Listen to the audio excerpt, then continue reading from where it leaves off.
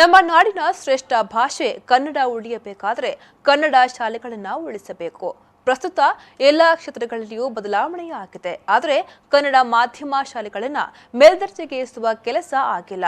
ಕನ್ನಡ ಮಾಧ್ಯಮ ಗಟ್ಟಿಯಾಗಿ ಬೆಳೆಯದೆ ಹೋದರೆ, ಆ ಶಾಲೆಗಳಲ್ಲಿ ಮಕ್ಕಳು ಇಲ್ಲವಾದರೆ ನಮ್ಮ ರಾಜ್ಯದ ಸಂಸ್ಕೃತಿಯ ಗತಿಯೇನು?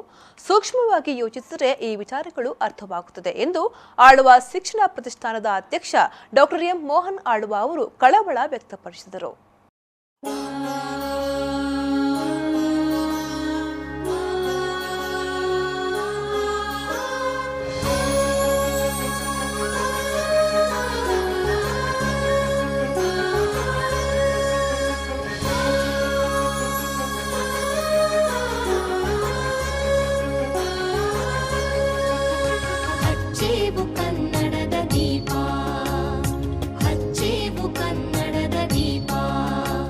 ಕಾರ್ಕಳ ತಾಲೂಕಿನ ನಲ್ಲೂರು ಗಣಪತಿ ಕಟ್ಟಿಯಲ್ಲಿ ಜರುಗಿದ ಕಾರ್ಕಳ ತಾಲೂಕು ಮಟ್ಟದ ಕನ್ನಡ ಸಾಹಿತ್ಯ ಸಮ್ಮೇಳನವನ್ನು ಉದ್ಘಾಟಿಸಿ ಅವರು ಮಾತನಾಡಿದರು. ಭಾಷೆ ಹಾಗೂ ಸಂಸ್ಕೃತಿ ನಮ್ಮ ಮುಖದ ಎರಡು ಕಣ್ಣುಗಳಿದ್ದ ಹಾಗೆ. ನಮ್ಮ ತಂದೆ ತಾಯಿಯಂತೆ ಅದನ್ನು ರಕ್ಷಣೆ ಮಾಡಬೇಕಾಗಿರುವುದು ನಮ್ಮ ಕರ್ತವ್ಯ. ಇಲ್ಲಿನ ನಮ್ಮ ಜೀವನ ಪದ್ಧತಿಯೇ ಸಂಸ್ಕೃತಿ. ಭಾಷೆಯೇ ಇಲ್ಲವಾದರೆ ಅದನ್ನು ನಂಬಿಕೊಂಡಿರುವ ಸಂಸ್ಕೃತಿ ಏನಾಗಬಹುದು? ಕೃಷಿ, ಭತ್ತ ಬೆಳೆಸುವ ಪದ್ಧತಿ ನಮ್ಮಿಂದ ದೂರವಾಗ್ತಲೇ ಎಷ್ಟೋ ವಿಚಾರಗಳು ನಾಶವಾಗ್ತಿದೆ. ಅದೆಲ್ಲವನ್ನ ಸೂಕ್ಷ್ಮತೆಯಿಂದ ಯೋಚಿಸಬೇಕು ಎಂದರು. ಮುಂದಿನ ಸಮಯದಲ್ಲಿ ನಾವು ಅದಕ್ಕೊಂದು ಹೊಸ ರೂಪವನ್ನು ಕೊಡ್ತಾ ಮೇಲ್ದರ್ಜೆಗೆ ಹೋದಾಗ ಮಾತ್ರ ಅದು ಚಲಾವಣೆಯಲ್ಲಿದ್ದಂಥ ನಾಣ್ಯವಾಗಿ ಉಳಿತದೆ. ಇಲ್ಲದೆ ಹೋದರೆ ಅದು ನಮ್ಮ ಚಲಾವಣೆಯಲ್ಲಿ ಇಲ್ಲದೆ ಸವಕಲು ನಾಣ್ಯ ಆಗ್ತದೆ. ಇದು ಎಲ್ಲ ಕ್ಷೇತ್ರಗಳಿಗೂ ಸಂಬಂಧಪಟ್ಟ ವಿಚಾರವಾಗಿದೆ. ನಾವು ನೋಡುವಂಥ ವಿಚಾರ, ಆಮೇಲೆ ಅದರ ಕಥೆ ಏನು ಎಂಬುದು.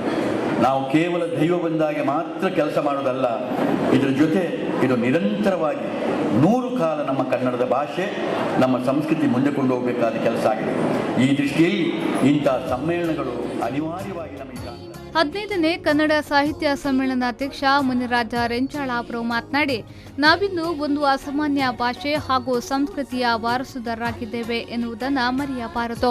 ಪಂಚದ್ರಾವಿಡ ಭಾಷೆಗಳಲ್ಲಿ ಒಂದಾದ 2000 ವರ್ಷಗಳ ಇತಿಹಾಸವುಳ್ಳ ಶಾಸ್ತ್ರೀಯ ಭಾಷೆ ಎಂಬ ಸ್ಥಾನಮಾನ ಪಡೆದಿರುವ 8 ಜ್ಞಾನಪೀಠ ಪ್ರಶಸ್ತಿಗಳಿಂದ ಭೂಷಿತವಾದ ಕನ್ನಡ ಭಾಷೆ ನಮ್ಮ ಭಾಷೆ.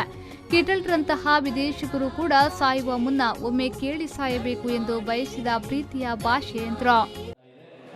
ಈ ಸಂದರ್ಭದಲ್ಲಿ ನಾನು ತುಂಬಾ ಖುಷಿಯಿಂದ ಹೇಳಬೇಕಾದ ಸಂಗತಿ ಅಂದರೆ, ಇವತ್ತು ಯಾವುದಕ್ಕೂ ಪುರ್ಸೊತ್ತಿಲ್ಲ ನಮಗೆ. ಆ ಪುರ್ಸೊತ್ತಿಲ್ಲದ ಈ ದಿನಗಳಲ್ಲಿ ಪುರ್ಸೊತ್ತು ಮಾಡಿಕೊಂಡು ಕನ್ನಡಕ್ಕೋಸ್ಕರ ನೀವೆಲ್ಲ ಬಂದಿದ್ದೀರಲ್ಲ, ನಿಮಗೆ ಮೊದಲಿಗೆ ಸಾವಿರ ನಮಸ್ಕಾರಗಳನ್ನ ಸಲ್ಲಿಸ್ತೇನೆ. ಯಾಕಂದ್ರೆ ತಾಲೂಕಿಗೆ 100 ವರ್ಷ ಆಗಿ 1-2 ವರ್ಷ ಕಳೆಯಿತಷ್ಟೇ, ಶತಮಾನೋತ್ಸವ ಮುಗಿದಿದೆ. ಈ ಕನ್ನಡ ಸಾಹಿತ್ಯ ಸಮ್ಮೇಳನಕ್ಕೆ ಇದು ಬೆಳ್ಳಿ ಹಬ್ಬ.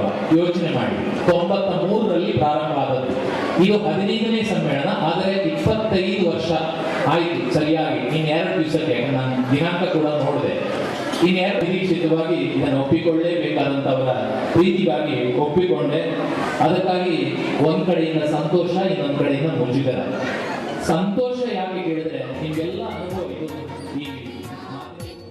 ನಿಕಟಪೂರ್ವ ಸಮ್ಮೇಳನಾಧ್ಯಕ್ಷೆ ಜ್ಯೋತಿ ಗುರುಪ್ರಸಾದ್ ಆಶಯ ನುಡಿ ವ್ಯಕ್ತಪಡಿಸಿದ್ರು.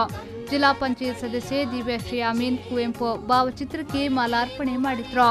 ಸಮಾರಂಭದಲ್ಲಿ ಹುರ್ನಾಡಿ ರಘುವೀರ ಶೆಟ್ಟಿ ಅವರನ್ನ ಗೌರವಿಸಲಾಯಿತು.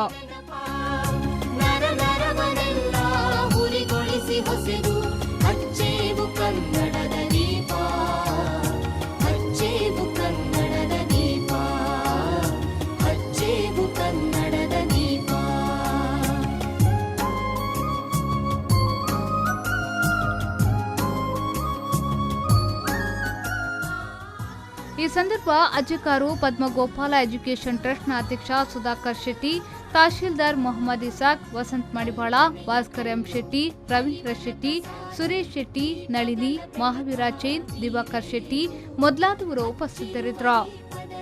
ಕೆಎಂ ಖಲೀಲ್, ವಿ4 ನ್ಯೂಸ್ 24/7 ಕಾರ್ಕಳ.